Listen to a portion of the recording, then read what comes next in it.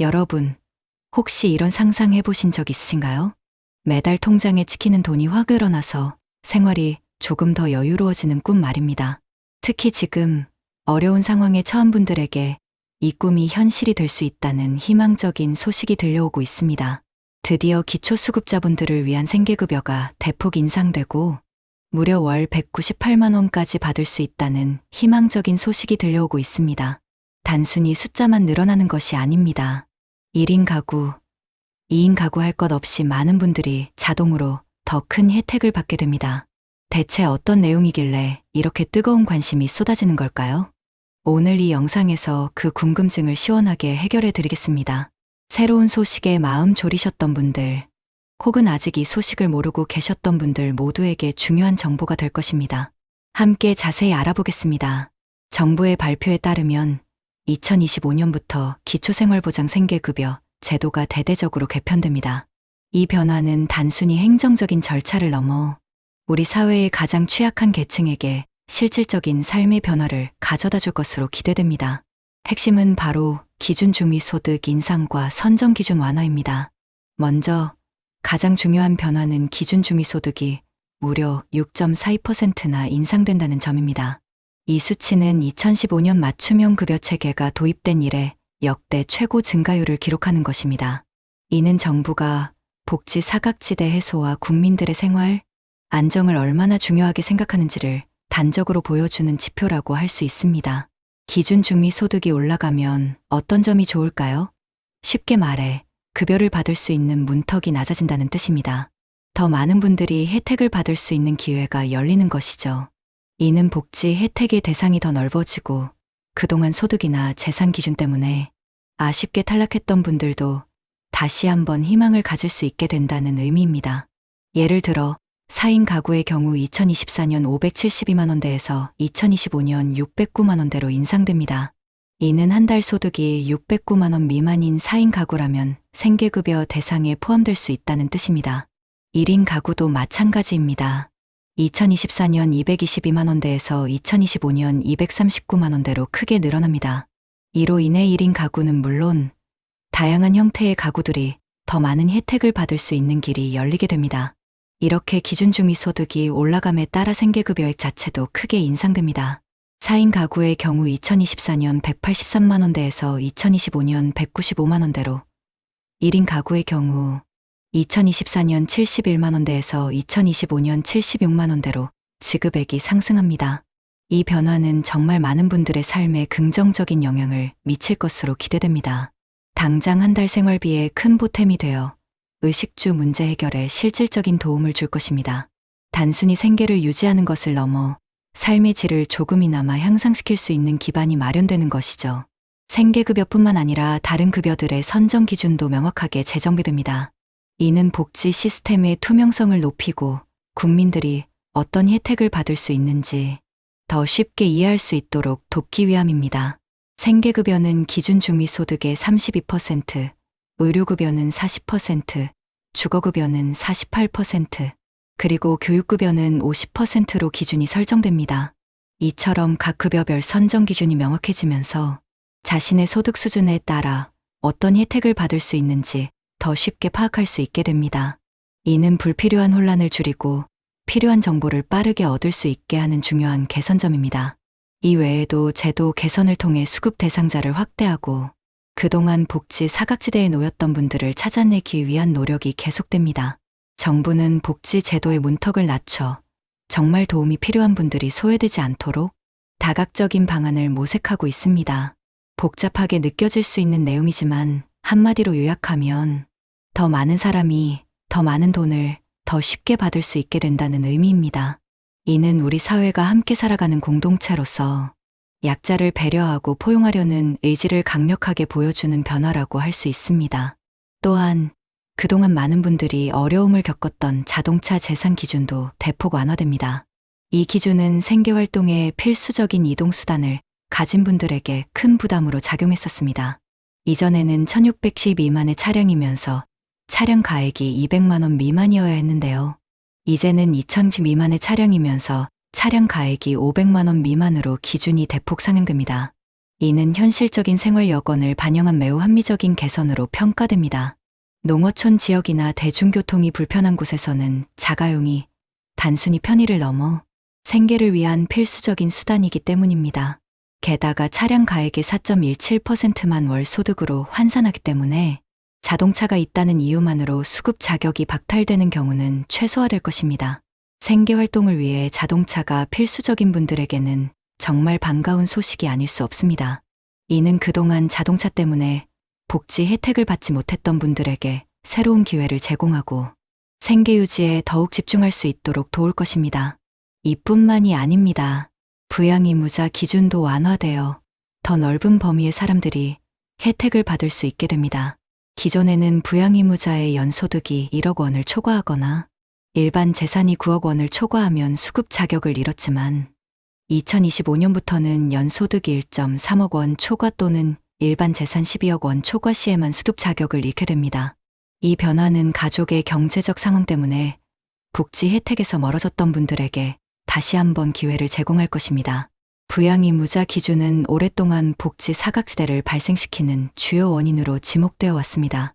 이번 완화 조치로 인해 부모나 자녀의 경제적 능력이 충분치 않더라도 정작 본인이 어려움을 겪는 분들이 복지 혜택을 받을 수 있는 길이 더욱 넓어진 것입니다. 이는 가족 간의 책임감도 중요하지만 개개인의 독립적인 삶과 존엄성을 더욱 존중하겠다는 정부의 의지를 엿볼 수 있는 대목입니다. 고령층을 위한 혜택도 놓치지 않았습니다.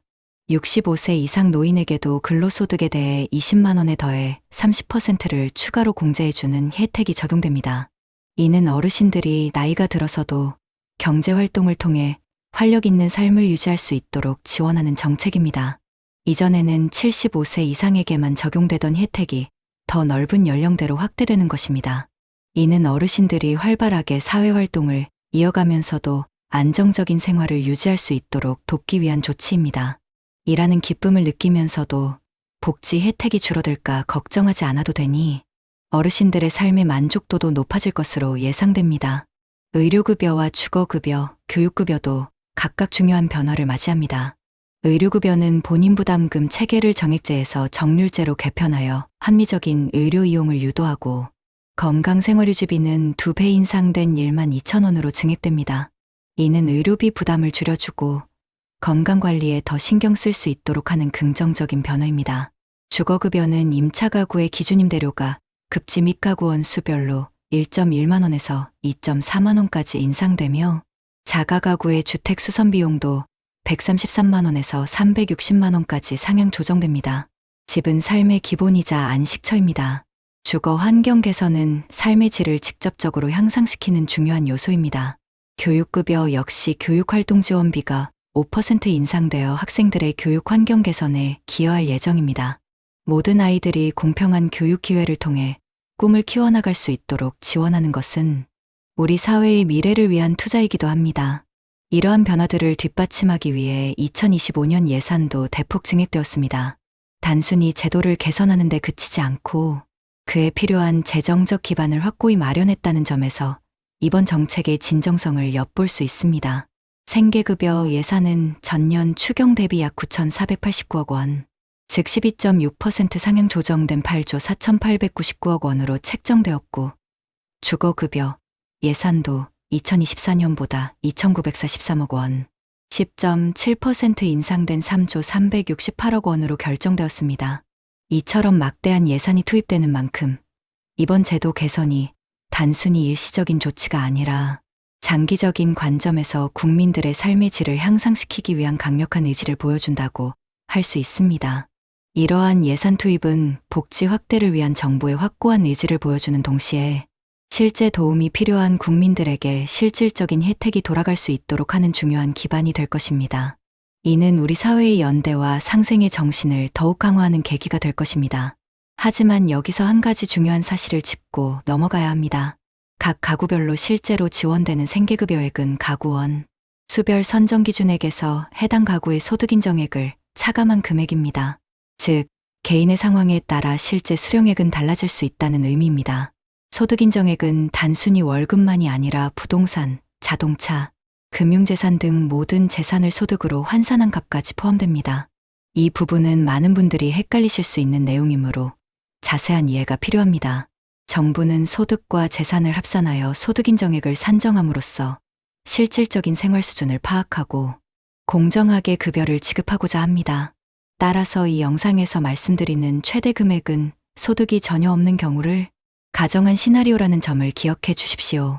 이는 복지 제도가 지향하는 최대치의 혜택을 보여주는 예시이며 모든 분들이 이 금액을 똑같이 받는 것은 아니라는 점을 분명히 말씀드립니다.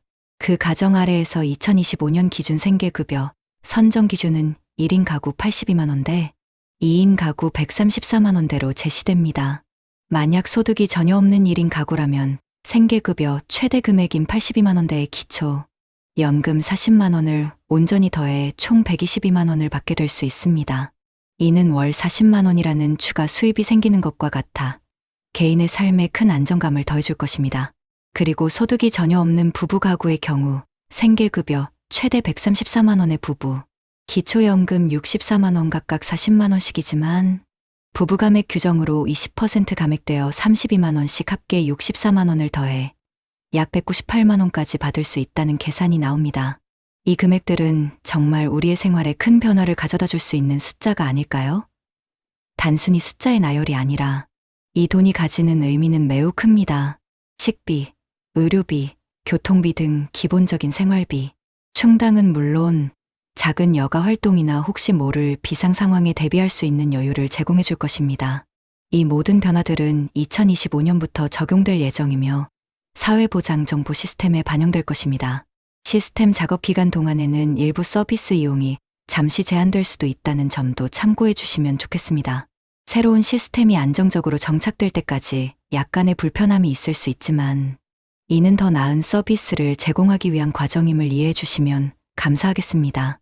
이처럼 이번 제도 개선은 단순히 돈을 더 주는 것을 넘어 우리 사회의 복지 안전망을 더욱 튼튼하게 만들고 복지 사각지대를 해소하며 모든 국민이 인간다운 삶을 누릴 수 있도록 돕기 위한 노력의 일환입니다. 특히 어려움을 겪고 계신 분들에게는 한 줄기 희망의 빛이 될 것입니다. 이 소식이 단순히 숫자 노름으로 끝나지 않고 실제 여러분의 삶의 긍정적인 변화로 이어지기를 진심으로 바랍니다. 정부의 이러한 노력은 복지 제도가 우리 사회의 가장 약한 고리를 지탱하고 모두가 함께 성장하는 기반을 마련하는데 중요한 역할을 할 것이라는 믿음을 보여줍니다. 이처럼 2025년부터 확정되는 기초수급자 생계급여 인상 소식은 많은 분들에게 큰 기대와 희망을 주고 있습니다. 이는 오랜 시간 동안 개선이 필요하다는 목소리가 높았던 부분인 만큼 이번 개편이 가지는 의미는 더욱 특별합니다. 하지만 중요한 점은 이 모든 혜택이 자동 지급된다고 해서 아무것도 하지 않아도 되는 것은 아니라는 사실입니다. 최종 금액은 개인별 소득, 재산, 가구 구성, 거주 형태, 지역 등에 따라 달라질 수 있으므로 반드시 본인의 상황을 확인해야 합니다. 자동 지급이라는 말은 대략적인 흐름을 뜻할 뿐 정확한 금액 산정과 수령을 위해서는 본인의 적극적인 확인과 절차가 필요할 수 있습니다. 가장 확실한 방법은 가까운 행정복지센터나 주민센터를 방문하여 담당 공무원과 상담하는 것입니다. 담당 공무원은 복지 제도에 대한 전문적인 지식을 가지고 있으며 여러분의 소득 인정액을 정확히 계산해주고 받을 수 있는 수령액을 친절하게 안내해 드릴 것입니다. 방문이 어렵다면 보건복지상담센터 국번 없이 129번으로 문의하여 자세한 정보를 얻을 수도 있습니다. 전화 한 통으로도 궁금증을 해결할 수 있으니 부담 없이 이용해 보시길 바랍니다. 온라인으로 먼저 확인하고 싶다면 복지로 웹사이트에서 제공하는 모의 계산 서비스를 이용할 수 있습니다. 하지만 이는 예상치이므로 최종 확정 전에 주민센터를 통한 확인이 필수적이라는 점을 잊지 마십시오. 복지로 모의 계산은 대략적인 예상 금액을 파악하는 데 유용하지만 개인의 복잡한 재산 및 소득 상황을 모두 반영하지 못할 수 있기 때문입니다. 복지는 시혜가 아닌 여러분의 소중한 권리입니다. 이 권리를 제대로 찾기 위해서는 적극적인 관심과 확인이 필요합니다. 오늘 이 영상이 여러분의 삶에 긍정적인 변화를 가져다주는 작은 나침반이 되기를 바랍니다. 궁금한 점이 있다면 언제든지 행정복지센터나 복지상담센터에 문의해보세요. 주저하지 마시고 여러분의 권리를 찾아가시길 바랍니다. 여러분의 밝은 미래를 응원합니다. 영상 끝까지 시청해 주셔서 감사합니다. 이 이야기들이 여러분의 노후에 작은 힘이 되었다면 좋아요와 구독 부탁드립니다. 여러분의 한 번의 클릭은 이 채널이 더 좋은 정보를 만들 수 있는 큰 응원이 됩니다. 또 주변에 필요한 분이 있다면 함께 나눠주시고 공유해 주세요. 여러분의 따뜻한 나눔이 누군가의 노년을 밝힙니다.